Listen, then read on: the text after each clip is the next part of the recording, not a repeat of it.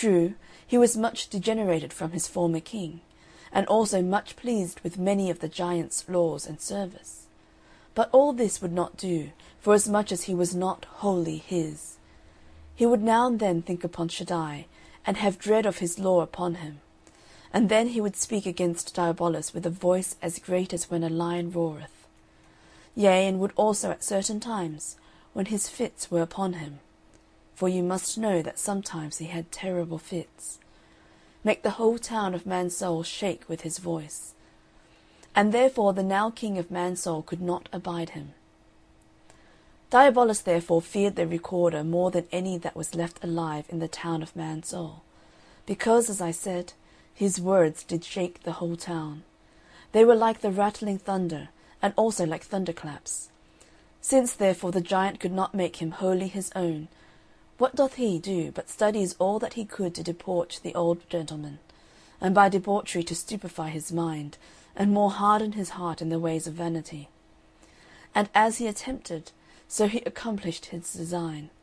He debauched the man, and by little and little so drew him into sin and wickedness, that at last he was not only debauched as at first, and so by consequence defiled, but was almost, at last I say, past all conscience of sin. And this was the farthest Diabolus could go. Wherefore he bethinks him of another project, and that was to persuade the men of the town that Mr. Recorder was mad, and so not to be regarded. And for this he urged his fits, and said, If he be himself, why doth he not do thus always? But, quoth he, as all mad folks have their fits, and in them their raving language, so hath this old and doting gentleman. Thus, by one means or another, he quickly got Mansoul to slight neglect, and despise whatever Mr. Recorder could say. For, besides what already you have heard, Diabolus had a way to make the old gentleman, when he was merry, unsay and deny what he in his fits had affirmed. And, indeed, this was the next way to make himself ridiculous, and to cause that no man should regard him. Also now he never spake freely for King Shaddai, but also by force and constraint. Besides, he would at one time be hot against that at which at another he would hold his peace. So uneven was he now in his doings. Sometimes he would be as if fast asleep, and again sometimes as dead, even then when the whole town of Mansoul was in her career after vanity, and in her dance after the giant's pipe. Wherefore, sometimes when Mansoul did used to be frighted with the thundering voice of the recorder that was, and when they did tell Diabolus of it, he would answer that what the old gentleman said was neither of love to him nor pity to them, but of a foolish fondness that he had to be prating, and so would hush still and put all to quiet again, and that he might leave no argument unurged that might tend to make them secure, he said, and said it often, O Mansoul, consider that, notwithstanding the old gentleman's rage and the rattle of his high and thundering words, you hear nothing of Shaddai himself. When liar and deceiver that he was, every outcry of Mr. Recorder against the sin of Mansoul was the voice of God in him to them. But he goes on, and says, You see that he values not the loss nor rebellion of the town of Mansoul, nor will he trouble himself with calling his town to a reckoning for their giving themselves to me. He knows that though you were his, now you are lawfully mine. So, leaving us one to another, he now hath shaken his hands of us. Moreover, Mansoul, quoth he, consider how I have served you, even to the uttermost of my power, and that with the best that I have, could get, or procure for you in all the world. Besides, I dare say that the laws and customs that you now are under, and by which you do homage to me, do yield you more solace and content than did the paradise that at first you possessed.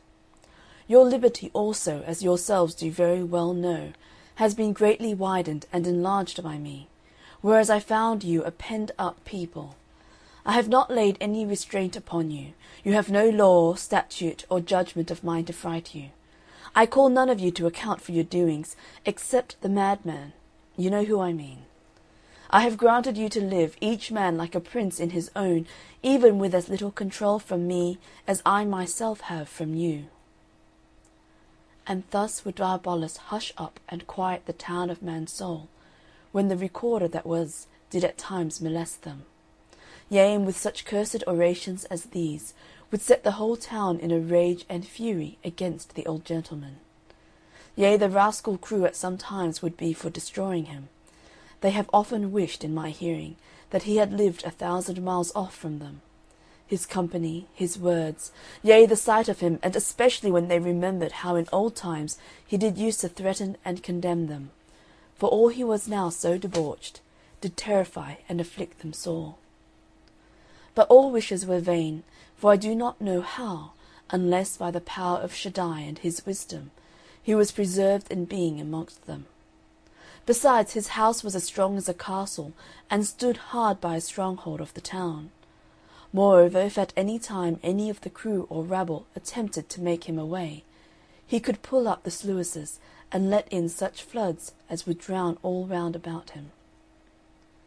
But to leave Mr. Recorder, and to come to my Lord Will-be-will, another of the gentry of the famous town of Mansoul. This Will-be-will was as high-born as any man in Mansoul, and was as much, if not more, a freeholder than many of them were. Besides, if I remember my tale aright, he had some privileges peculiar to himself in the famous town of Mansoul. Now, together with these, he was a man of great strength, resolution, and courage, nor in his occasion could any turn him away. But I say, whether he was proud of his estate, privileges, strength, or what, but sure it was through pride of something. He scorns now to be a slave in Mansoul, and therefore resolves to bear office under Diabolus, that he might, such an one as he was, be a petty ruler and governor in Mansoul. And headstrong man that he was, thus he began betimes. For this man, when Diabolus did make his oration at Eargate, was one of the first that was for consenting to his words, and for accepting his counsel as wholesome, and that was for the opening of the gate, and for letting him into the town.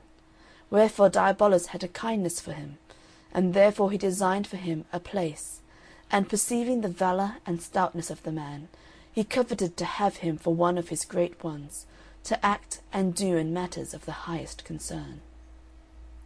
So he sent for him, and talked with him of that secret matter that lay in his breast, but there needed not much persuasion in the case. For as at first he was willing that Diabolus should be let into the town, so now he was as willing to serve him there. When the tyrant therefore perceived the willingness of my lord to serve him, and that his mind stood bending that way, he forthwith made him the captain of the castle, governor of the wall, and keeper of the gates of Mansoul. Yea, there was a clause in his commission that nothing without him should be done in all the town of Mansoul. So that now, next to Diabolus himself, who but my lord Will-be-will in all the town of Mansoul, nor could anything now be done but at his will and pleasure throughout the town of Mansoul. He had also one Mr. Mind for his clerk, a man to speak on every way like his master, for he and his lord were in principle one, and in practice not far asunder. And now was Mansoul brought under to purpose, and made to fulfil the lusts of the will and of the mind. But it will not out of my thoughts what a desperate one this Will-be-will was, when power was put into his hand. First, he flatly denied that he owed any suit or service to his former prince and liege lord.